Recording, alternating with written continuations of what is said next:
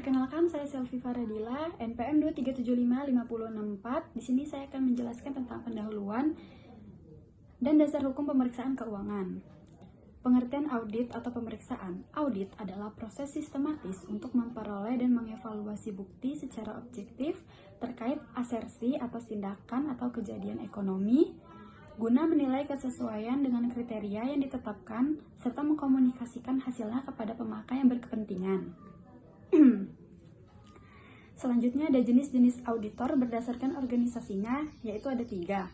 Akuntan publik, pemeriksaan internal, dan auditor pemerintah seperti BPKP, BPK, atau inspektorat. Dasar hukum pemeriksaan keuangan meliputi Undang-Undang Nomor 17 Tahun 2003 tentang Keuangan Negara, Undang-Undang Nomor 1 Tahun 2004 tentang Perbendaharaan Negara, Undang-Undang Nomor 15 Tahun 2004 tentang Pemeriksaan, Pengelolaan, dan Tanggung Jawab Keuangan Negara, Undang-Undang Nomor 15 Tahun 2006 tentang Badan Pemeriksa Keuangan. Pengertian pemeriksaan keuangan negara yaitu proses identifikasi, analisis, dan evaluasi yang dilakukan secara independen, objektif, dan profesional berdasarkan standar pemeriksaan untuk menilai kebenaran, kecermatan, kredibilitas, dan keandalan informasi mengenai pengelolaan dan tanggung jawab keuangan negara. Pemeriksaan keuangan negara yaitu Undang-Undang Nomor 15 Tahun 2004 Pasal 2 Ayat 1 tentang pemeriksaan meliputi pengelolaan dan tanggung jawab keuangan negara.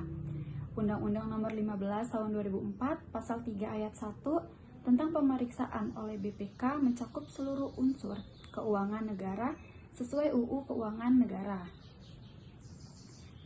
Jenis-jenis pemeriksaan keuangan negara ada 3, yaitu yang pertama pemeriksaan keuangan, yang kedua pemeriksaan kinerja, dan yang terakhir pemeriksaan dengan tujuan tertentu.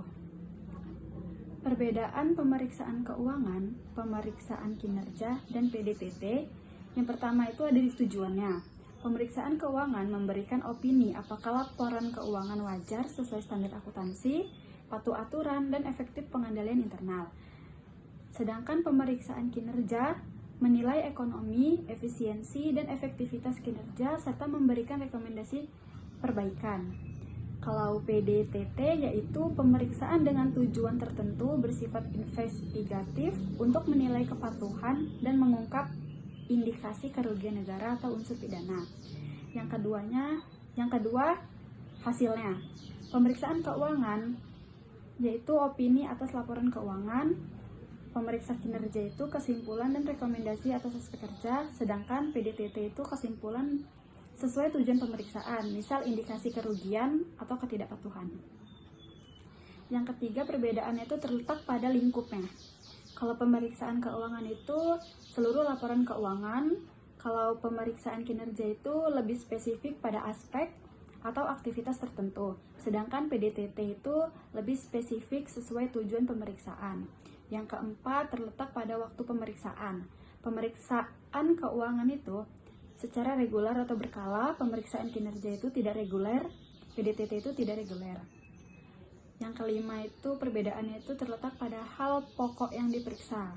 Pemeriksaan keuangan itu sudah ditentukan, seperti posisi keuangan, arus kas, dan lain-lain. Sedangkan pemeriksaan kinerja itu ditentukan sesuai lingkup, dan PDTT ditentukan sesuai fokus atau tujuan pemeriksaan. Selanjutnya pada kriteria. Pemeriksaan keuangan itu SAP atau SAK dan peraturan perundangan. Pemeriksaan kinerja itu peraturan atau best practice. Sedangkan PDTT itu peraturan perundangan. Dan yang terakhir, perbedaannya terletak pada rekomendasi. Pemeriksaan keuangan itu tidak wajib, pemeriksaan kinerja itu wajib, dan PDTT tidak wajib. Selanjutnya yaitu ruang lingkup pemeriksaan keuangan negara SPKN 2017 meliputi pemeriksaan atas pengelolaan dan tanggung jawab keuangan negara.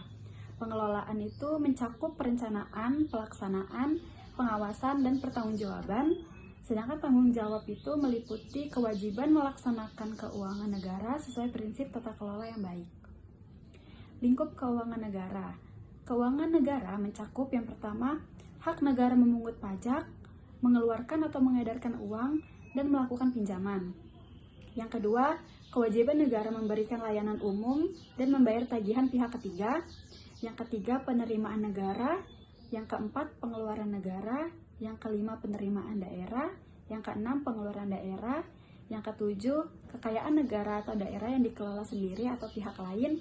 Yang kedelapan, kekayaan lain yang dikuasai pemerintah. Dan yang kesembilan, kekayaan pihak lain yang berasal dari fasilitas pemerintah. Kewenangan pemeriksaan BPK. BPK berwenang untuk yang pertama, meminta dokumen terkait pemeriksaan. Yang kedua, mengakses semua data, aset, dan dokumen yang dikuasai entitas. Yang ketiga, melakukan penyegelan tempat penyimpanan uang atau barang atau dokumen. Yang keempat, meminta keterangan pihak terkait. Yang kelima, memotret, merekam, dan mengambil sampel sebagai alat bantu pemeriksaan. Selanjutnya, perbedaan pemeriksaan sektor privat dan pemeriksaan sektor publik, yaitu terletak pada yang pertama, pelaksana. Perbedaan pemeriksaan sektor privat dan pemeriksaan sektor publik yaitu terletak pada pelaksanaan, objek, standar, dan kepatuhan terhadap peraturan. Pelaksanaan kalau privat, KAP, publik lembaga audit pemerintah atau KAP yang ditunjuk. Kalau objek, privat, perusahaan atau entitas swasta, publik, entitas, program, atau kegiatan terkait keuangan negara. Selanjutnya kalau di bagian standar, kalau privat itu SPAP, publik SPKN oleh BPK. Yang keempat itu kepatuhan terhadap peraturan itu kalau privat tidak terlalu dominan, publik sangat dominan karena terikat peraturan perundang-undangan. Baik, di sini saya akan mempresentasikan materi tentang review dan pemeriksaan laporan keuangan, standar pemeriksaan keuangan, serta asersi manajemen. Yang pertama itu adalah review dan pemeriksaan laporan keuangan. Jadi, tujuan review itu adalah laporan keuangan yang dilakukan dengan tujuan memberikan keyakinan terbatas bahwa laporan keuangan telah disusun berdasarkan sistem pengendalian intern atau SPI yang memadai, serta laporan keuangan disajikan sesuai dengan standar akuntansi pemerintahan. Namun perlu dipahami bahwa review itu bukan pemeriksaan mendalam, seperti tidak dilakukan pengajuan dokumen sumber secara rinci, tidak memeriksa kontrak, bukti transaksi dan atau berita acara fisik, serta tidak menelusuri keabsahan bukti pengeluaran.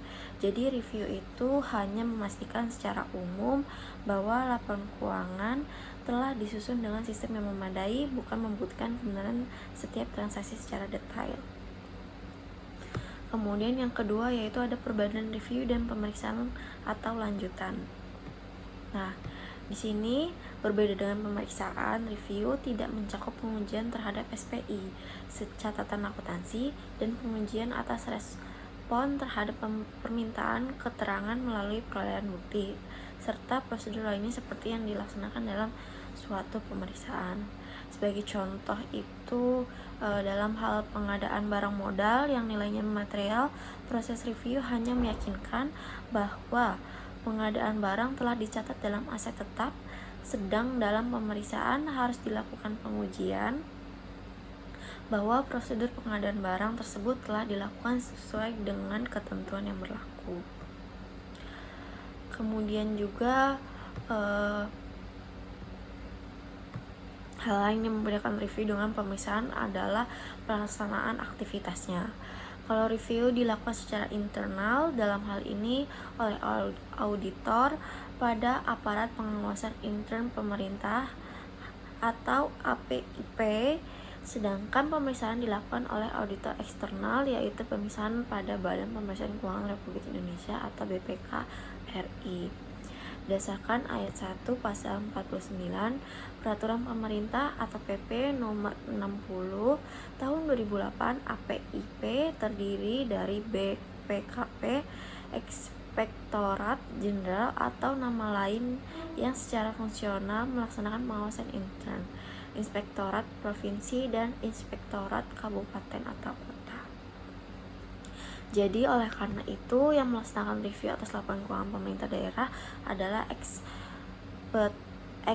Inspektorat Provinsi untuk laporan keuangan pemerintah provinsi dan Inspektorat Kabupaten atau Kota untuk laporan keuangan pemerintah kabupaten atau kota.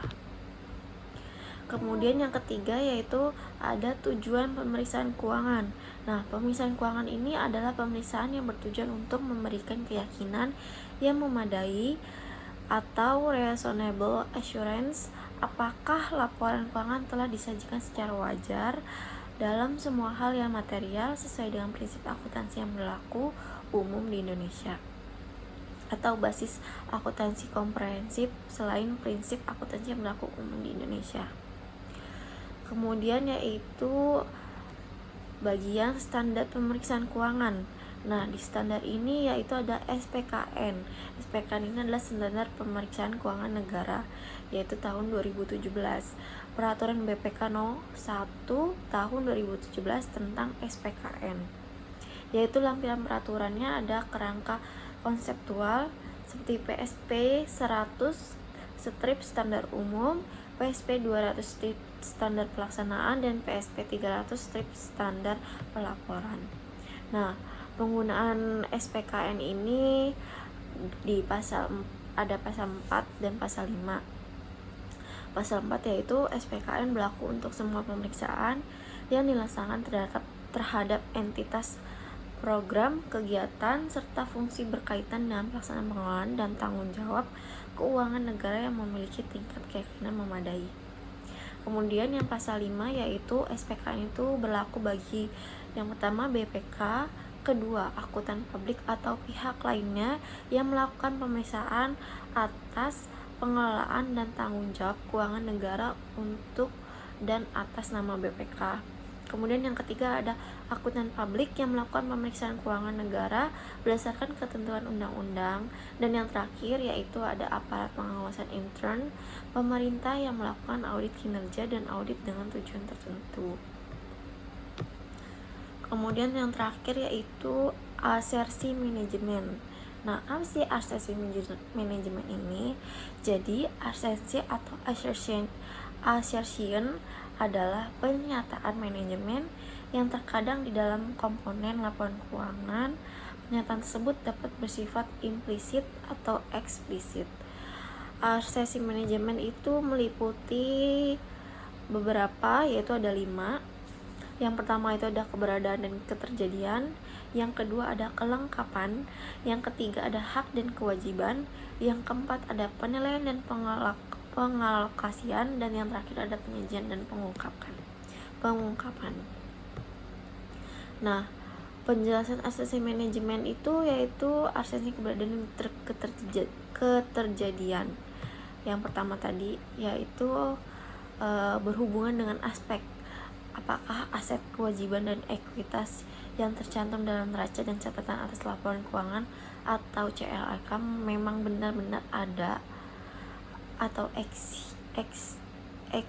exit per tanggal neraca. Dan apakah pendapatan serta belanja yang dilaporkan dalam laporan realisasi anggaran atau LRA dan CLAK memang benar-benar terjadi atau accurate selama periode pelaporan. Dan yang terakhir, apakah transaksi operasional, investasi, pembiayaan, dan transaksi non-anggaran yang mempengaruhi kas yang dilaporkan dalam laporan arus kas atau LAK dan CARK memang benar-benar telah terjadi selama periode pelaporan. Nah, yang kemudian yang kedua tadi yaitu asersi kelengkapan. Asersi kelengkapan ini itu berhubungan dengan jaminan bahwa semua transaksi dan rekening yang seharusnya telah disajikan dalam laporan keuangan memang telah tercermin dalam laporan keuangan dan tidak ada hal-hal yang material atau signifikan yang tertinggal dan tidak diungkapkan. Kemudian yang ketiga tadi ada asersi hak dan kewajiban. Nah, asersi hak dan kewajiban ini itu berhubungan dengan keyakinan bahwa aset yang disajikan dalam laporan keuangan memang benar-benar hak entitas dan bahwa hutang yang disajikan dalam laporan keuangan memang benar-benar kewajiban entitas per tanggal laporan keuangan tersebut. Kemudian yang keempat itu ada asersi penilaian.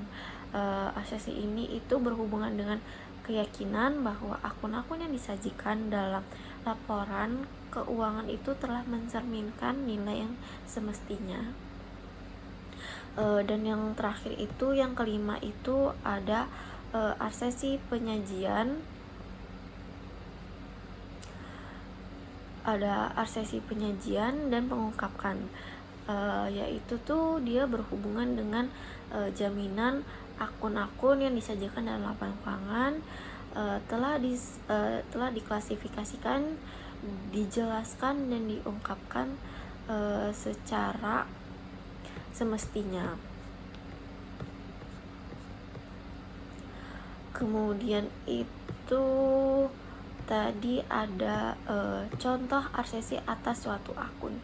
Neraca Kabupaten A tanggal 31 Desember 2011 mencantumkan rekening kas sebesar 99.800.765.000. Maka arsesinya adalah kas tersebut memang nyata ada dan tidak ada kas yang disembunyikan. Habis itu kemudian haknya itu kas adalah pemilik pemerintah daerah, bernilai telah dihutang dengan benar dan penyajiannya kas disajikan sesuai standar akuntansi.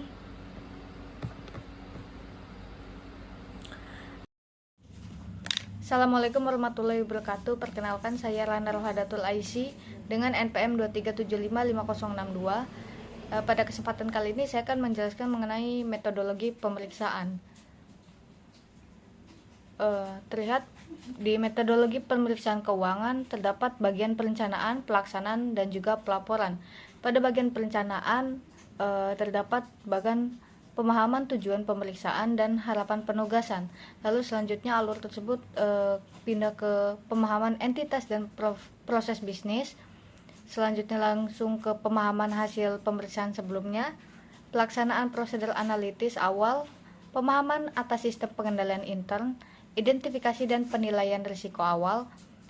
Lalu selanjutnya dilanjutkan ke proses penetapan batas materialitas awal, lalu ke penentuan metode uji petik, pemenuhan kebutuhan pemeriksa, penyusunan program pemeriksaan dan program kegiatan perorangan. Selanjutnya pada bagian pelaksanaan, alur dimulai dari pelaksanaan pengujian pengendalian internal, penyesuaian tingkat risiko dan tingkat materialitas setelah uji pengendalian. Lalu selanjutnya penyesuaian prosedur pengujian, pelaksanaan pengujian substantif, evaluasi terhadap pelaksanaan pengujian substantif, pelaksanaan prosedur tambahan jika diperlukan, dan penyusunan dan penyampaian temuan pemeriksaan dan jurnal penyesuaian. Selanjutnya dilanjutkan ke proses perolehan surat representasi, pelaksanaan prosedur analitis akhir, dan penilaian risiko serta materialitas akhir. Selanjutnya pada bagian pelaporan itu dimulai dari alur penyusunan dan pembahasan KHP dan diakhiri dengan penyusunan konsep akhir dan penyampaian LHP. Selanjutnya materi selanjutnya ada tahapan pemeriksaan. Tahapan pemeriksaan yaitu dimulai dari perencanaan pemeriksaan dengan pemahaman tujuan pemeriksaan dan harapan penugasan dilakukan untuk mengetahui hasil akhir dan sasaran pemeriksaan yang diharapkan pemberi tugas serta mengetahui kriteria pengukuran kinerja penugasan. Lalu pemahaman entitas dan proses bisnis itu diadakan dengan tujuan untuk mendapatkan pemahaman yang mendalam dan memadai mengenai proses kerja secara umum dan risiko terkait dari tiap proses kerja spesifik entitas. Lalu selanjutnya ada pemahaman hasil pemeriksaan sebelumnya, dilakukan dengan untuk memahami proses kerja entitas dan risiko-risiko terkait berdasarkan hasil pelaksanaan tindak lanjut. Selanjutnya ada pelaksanaan prosedur analitis awal, adalah untuk membantu pemeriksa dalam merencanakan sifat, saat, dan lingkup untuk prosedur-prosedur lainnya di tahap selanjutnya.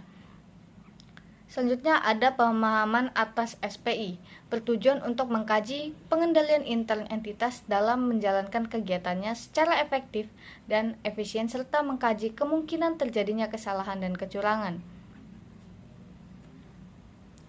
Lalu materi selanjutnya ada pemahaman sistem pengendalian intern atau SPI. SPI terdiri dari kebijakan, struktur, prosedur, proses, tugas, dan faktor-faktor lainnya yang membantu entitas untuk merespon dengan tepat risiko ketidakpatuhan. Adapun komponen SPI antara lain, yang pertama lingkungan pengendalian, yang kedua proses penilaian risiko entitas, yang ketiga aktivitas pengendalian, keempat sistem informasi dan komunikasi, serta pemantauan yang relevan dengan pemeriksaan.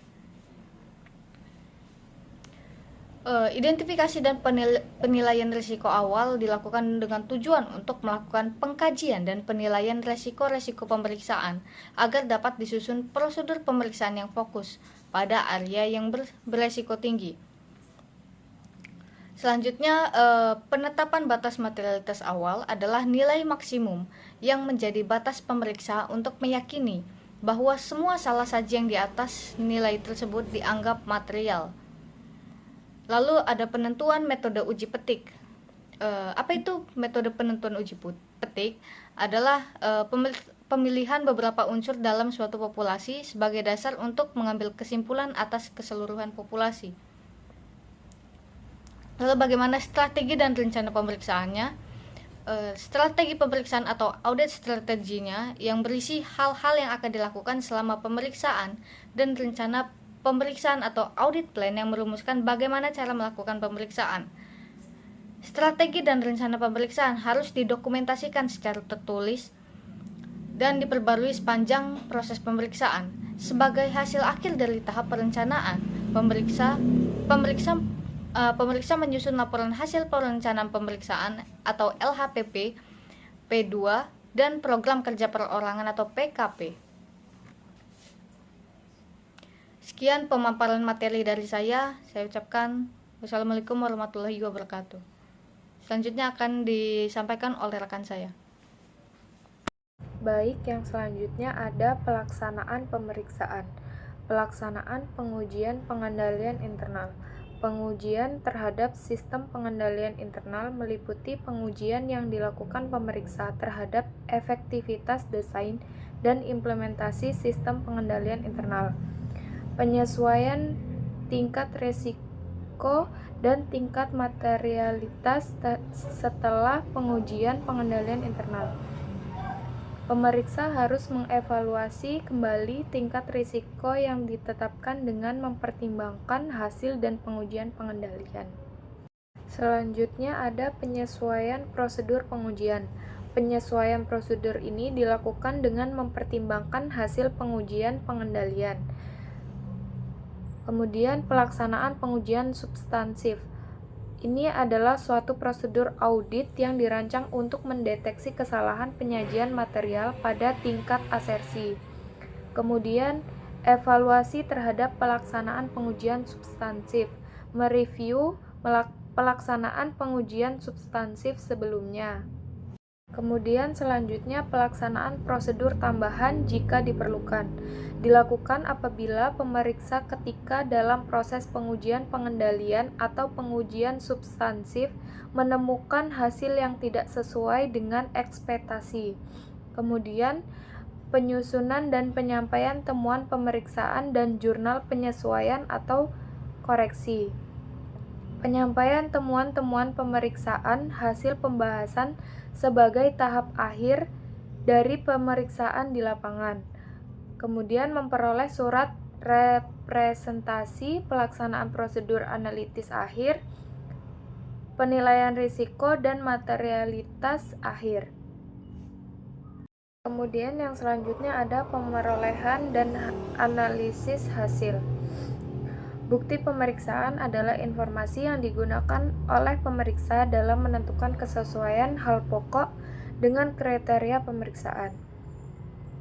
Proses pengumpulan bukti dilakukan sampai pemeriksa yakin bahwa bukti telah cukup dan tepat untuk mendukung kesimpulan.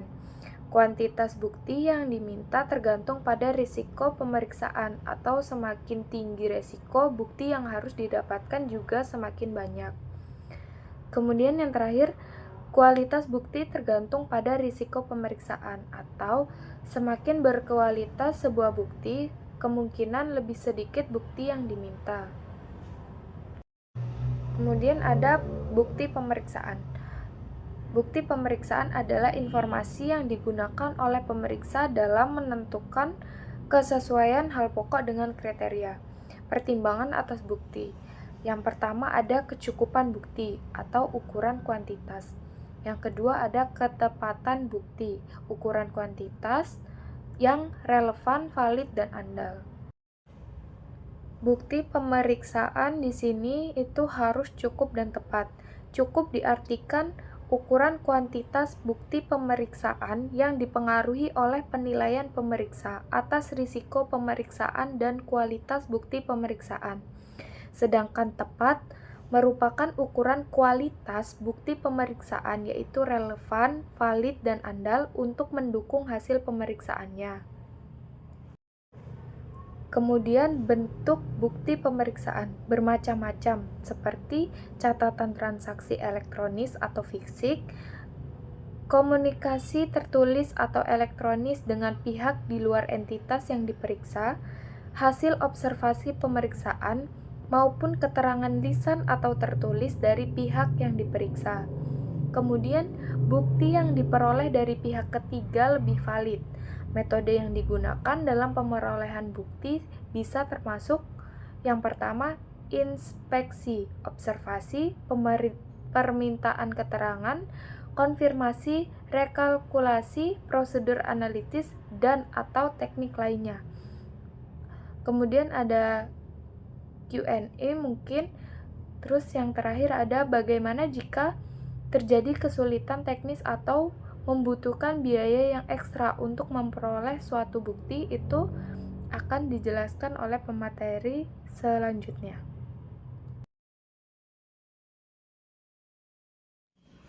Baik, di sini saya akan menjelaskan terkait metode pengumpulan bukti pemeriksaan. Di sini ada 9, yang pertama itu ada pengamatan, yang kedua ada inspeksi, yang ketiga ada permintaan keterangan, yang keempat ada konfirmasi ekstern, yang kelima ada performance, lalu perhitungan ulang, pengujian substantif, uji pengendalian, dan prosedur analitis. Untuk pengembangan temuan pemeriksaan itu adalah unsur temuan yang harus ada adalah kondisi, kriteria, dan akibat. Unsur sebab bersifat opsional tergantung dengan kedalaman pengujian yang dilakukan pemeriksaan untuk dapat menentukan penyebab utama dari ketidakpatuhan yang timbul. Lalu, hal-hal apa saja sih yang diperlukan dalam menyusun suatu temuan pemeriksaan?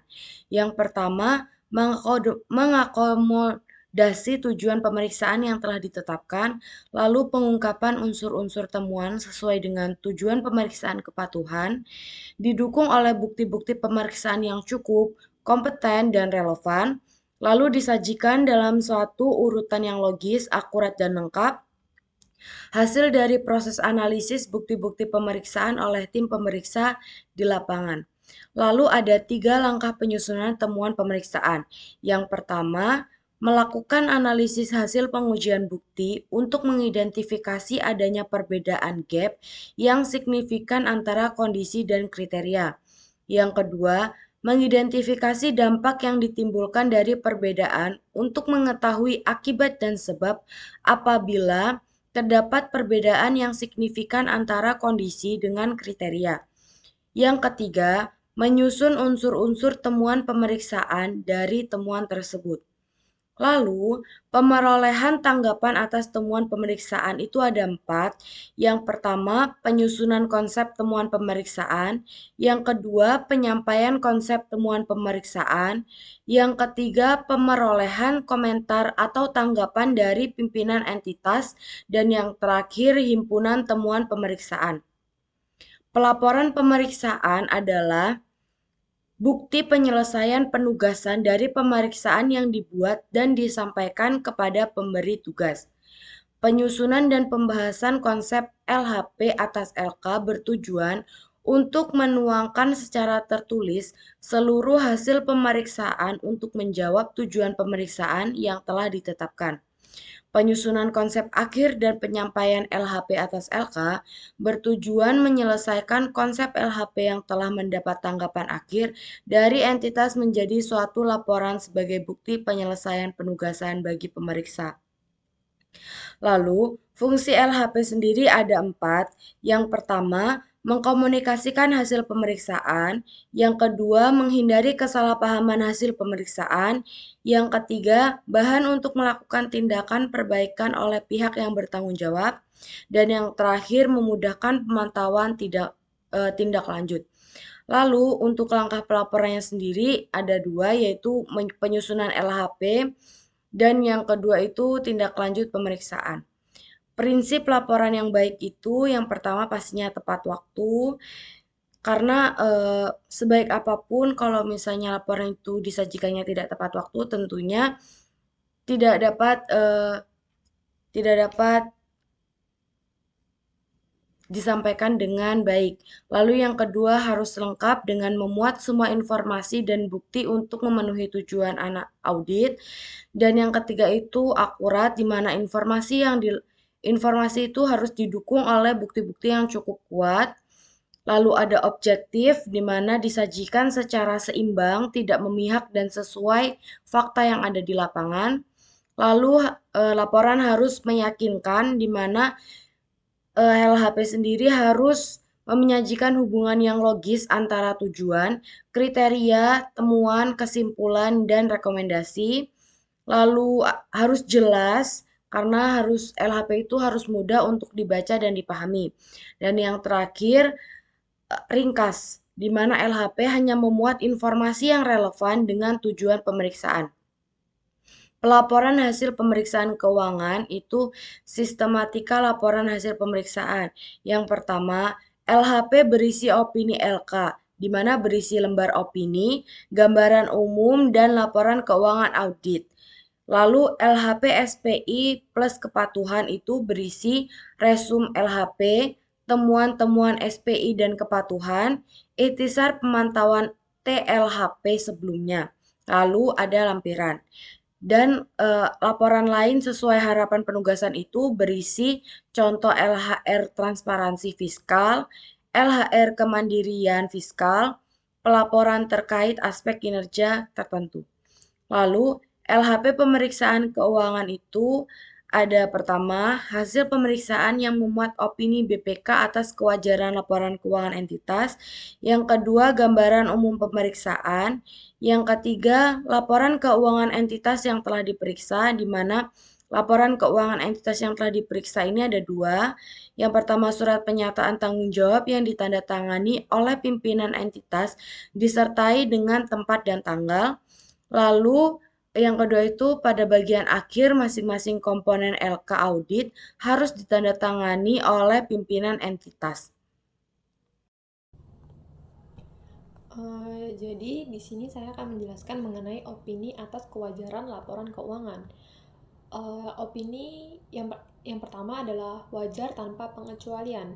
Maksud dari wajar tanpa pengecualian adalah bukti pemeriksaan yang cukup memadai dan terkumpul, kemudian semua aspek dari standar umum SPKN telah dipatuhi, kemudian ada juga kemudian seluruh laporan keuangan telah lengkap disajikan, lalu laporan keuangan yang disajikan telah sesuai dengan standar akuntansi pemerintah, dan yang terakhir tidak terdapat situasi yang membuat pemeriksa merasa untuk menambahkan sebuah paragraf penjelas atau kalimat dalam laporan pemeriksaan tersebut. Itu penyebab adanya opini wajar tanpa pengecualian. Kemudian ada yang kedua adalah opini wajar dengan pengecualian. Maksud dari opini wajar dengan pengecualian itu adalah adanya penyimpangan prinsip akuntansi atau salah saji. Biasanya bukti pemeriksaan yang cukup memadai menyimpulkan bahwa salah saji terjadi baik adalah material. Kemudian adanya pembatasan lingkup, maksudnya pembatasan lingkup itu tuh tidak dapat memperoleh bukti pemeriksaan yang cukup memadai untuk dijadikan dasar opini, tetapi pemeriksa menyimpulkan bahwa dampak yang mungkin terjadi pada laporan keuangan atas salah saji yang tidak terdeteksi adalah material tetapi tidak privasi. Kemudian yang ketiga adalah opini tidak wajar. Maksudnya itu tuh ketika pemeriksa memperoleh bukti pemeriksaan yang cukup memadai, menyimpulkan bahwa penyimpangan dari prinsip akuntansi yang ditemukan secara individual tersebut